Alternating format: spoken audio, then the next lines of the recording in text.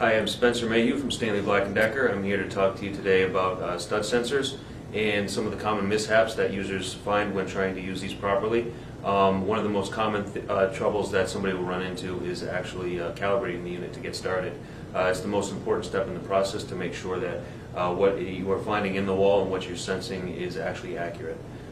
So I'll get started here. I have a wall set up with some studs behind it, as well as some electrical and a pipe. This is our Stanley 300, FatMax 300 stud sensor model, and this will detect metal, this will detect wood, as well as AC. So the first thing that you want to make sure of, which is hard to know until you try to calibrate it, is that you're actually, you can't calibrate on a stud. So you want to be calibrating off of a stud. So the best way to know that, if you calibrate on a stud, first off, the first step is pressing flat against the material, pressing the button. Let it go through its sequence of sounds. Once it stops and all the lights are off, then you start moving the stud sensor, keeping the button pressed the whole time. This one, I just to show you that it doesn't work very well when you calibrate it over a stud. When I come off the stud, even when I get to the next stud, it's not telling me that there's a stud. It's not telling me the presence of a stud.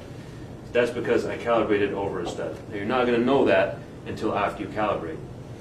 So if that's the case and I'm not picking up anything in the wall, what I'll do is I'll actually move the stud sensor 6 inches to the left or right from where I originally started and start the calibration process over.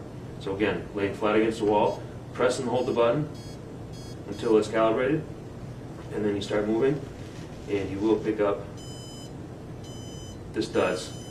Now this is telling me that I've got the center of the stud, and as you can see, I'm pretty close to the center of the stud there.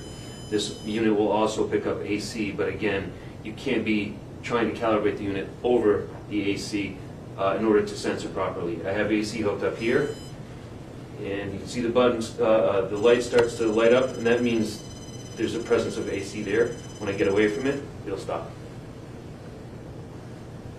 Now there are other factors that impact the effectiveness of a stud sensor on a wall, which include the moisture in the wall, or if there's any static charge in the wall. But following these general steps in calibration ensures that you get this set up the right time, the right way, and that you are sensing things accurately. Okay, as I just showed you, the calibration process is a good way to ensure that you find everything you're looking for on the wall.